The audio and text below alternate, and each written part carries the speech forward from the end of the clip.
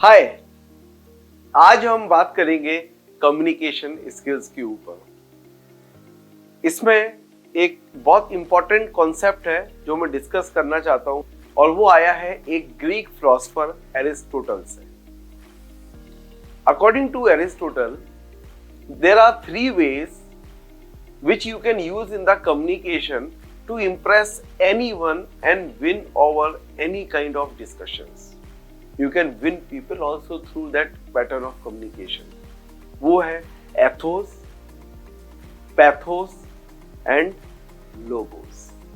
अब ये तीनों क्या चीज है मैं आपको डिटेल में बताऊंगा, क्योंकि ये तीनों टर्म ग्रीक भाषा में इस्तेमाल किए गए हैं। इंग्लिश में इसको बोलते हैं एथोस मतलब क्रेडिबिलिटी, पैथोस मतलब इमोशंस एंड लोगोस मतलब logic. According to Greek philosopher Aristotle, आप ये तीनों तरीके अपने कम्युनिकेशन पैटर्न में लेकर के आते हैं तो आपका कम्युनिकेशन बहुत इंप्रेसिव, स्मूथ एंड विनिंग बनेगा। अब इस्तेमाल कैसे करना है मैं आपको थोड़ा सा डिटेल में बताता हूँ। सबसे पहले आता है एथोस, क्रेडिबिलिटी। जब आप किसी से मिलते हैं तो सबसे पहला फोकस आप कीजिए अपनी क्रेडिबिलिटी स्टैब्लिश करने में। अब आपकी क्रेडिबिलिटी कैसे स्टैब्लिश हो सकती है? आपके पास्ट अचीवमेंट्स के थ्रू, आपके सब्जेक्ट मैटर एक्सपर्टीज के थ्रू, आपके पुराने रेफरेंसेस के थ्रू, आपके टेस्टिमोनियल्स के थ्रू, जिस भी तरीके से आपको इनिशियली ये स्टैब्लिश करना है कि you are the best person to talk about that particular topic. आपका कमांड उस सब्जेक्ट के ऊपर इतना जबरदस्त है कि लोग आपकी सिर्फ पर्सनालिटी से ही मैस्मराइज हो जाएं। इसके लिए मैं आपको एक बहुत ब्यूटीफुल एग्जांपल देता हूं। क्रिकेट में एक रूल होता है DRS, जिसको बोलते हैं decision review system. Of late पीछे कुछ समय पहले उसको लोगों ने कहना चालू कर दिया था धोनी रिव्यू सिस्टम। क्यों? क्योंकि MS धोनी ने ये टाइम एंड अगेन प्रूव किया कि यदि उसने DRS लिया है तो maximum times, I would say as good as, उसका सक्सेस रेट 99% था कि वो फील्ड अंपायर के डिसीजन को रिवर्स करवाएगा, और ये न्यूमरस टाइम्स हुआ।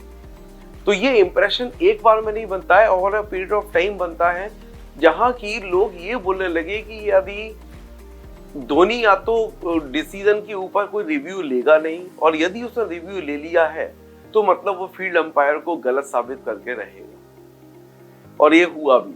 अब एज ए रिजल्ट दोस्तों क्या हुआ, एक इंडिया के अंपायर हैं, उनका एक इंटरव्यू मैंने देखा यूट्यूब के ऊपर, और उस इंटरव्यू में उन्होंने एडमिट किया कि इंडिया का एक टीम के साथ में मैच चल रहा था। बॉलर ने बॉल डाली, वो बॉल बैट्समैन के पैड पे लगी।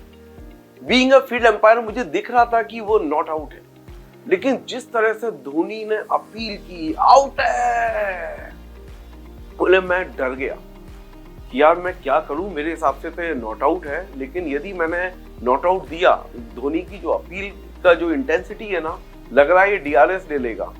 अब होता क्या है दोस्तों, फील्ड अंपायर को यदि थर्ड एम्पायर के डिसीजन के बाद में अपना फैसला चेंज करना पड़े तो वो एक उनके लिए एम्बैरेसमेंट होता है, एक उनकी फील्ड अंपायरिंग की क्वालिटी के ऊपर भी एक क्वेश्चन मार्क होता है ना। तो आपने देखा होगा जब उनको अपना डिसीजन रिवर्स करना होता है तो इस तरीके का एक्शन करते हैं, इसका मतलब है आई एम सॉरी। तो ये किसी के लिए भी बड़ा एम्बैरेसमेंट है। तो उस एम्बैरेसमेंट से बचने के लिए उस एम्पायर ने आउट दे दिया। तो बोला यार अभी बैट्समैन समझेगा, यदि उसको DRS लेना हो तो वो ले लेगा, मैं तो यहाँ पे पंगे नहीं लूंगा।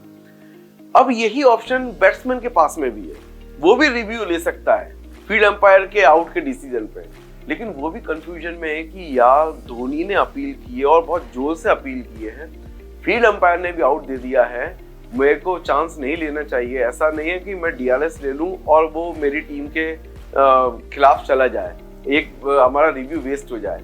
तो उसने भी DRS नहीं लिया दोस्तों, और वो फील्ड के बाहर चला गया। बाद में जो रिप्ले में देखा गया तो पता चला कि वो बैट्समैन नॉट आउट था। तो दोस्तों यहाँ पे एथोस ने काम किया, credibility, the authority over the subject by Dhoni, कि डीआरएस तो दूर की बात है, उसकी सिर्फ अपील से ही कोई व्यक्ति इतना इन्फ्लुएंस हो गया कि उसके फेवर में डिसीजन दे दिया। ये है एथोस। आई बिलीव आप इस एग्जाम्पल के थ्रू बहुत बेहतर तरीके से समझ पाए होंगे कि आपको करना क्या है। जब भी लोगों से मिले, अपने सब्जेक्ट की नॉलेज बयान करें, अपने क्रेडेंशियल्स दिखाएं, अपने टेस्टिमोनियल्स की बात करें, अपने रेफरेंसेस की बात करें। ये होता है एथोस। दूसरा है पैथोस। Pathos means emotions. जब भी आप किसी के साथ में मिले या बात करें, इमोशनल बैलेंस भी उतना रखना जरूरी है। अब आप इमोशंस कैसे रख सकते हैं? by expressing sympathy, by expressing empathy, by motivating people to be the part of the communication, by appreciating what they are speaking। तो इस तरीके से आप इमोशनली भी किसी के साथ कनेक्ट हो पाएंगे और वो व्यक्ति भी आपके साथ में जुड़ना चाहेगा और आपसे कन्विंस होगा आपके कम्युनिकेशन से। आप अपनी बात करते रहेंगे और सामने वाले को मौका नहीं देंगे तो ये एक इमोशनलेस कम्युनिकेशन कहलाएगा। तो हमने दो तरीके देखे अभी तक, एथोस एंड पैथोस। अब तीसरे की बात करते हैं, वो है लोगोस, मतलब लॉजिक। इसका मतलब ये है दोस्तों, जब भी आप किसी से भी कोई भी डिस्कशन करें, स्पेशली फॉर्मल लेवल पे, चाहे आप एक सेल्स मीटिंग में हो, अपनी ऑफिस की इन हाउस मीटिंग्स में हो, या फिर किसी भी फोरम पे, प्रोफेशनल फोरम पे हो, तब अपना कोई भी statement without support of data, facts and figures ना दे। मतलब कहने का ये है, आपने यदि कुछ भी बात कही है, कुछ भी एक फॉर्मल स्टेटमेंट दिया है, it has to be supported by data, fact, figure, proof, example, evidence, testimonials. इनमें से कोई भी एक या फिर combination of few of these things will help you to make your discussion or communication more logical, more acceptable to people।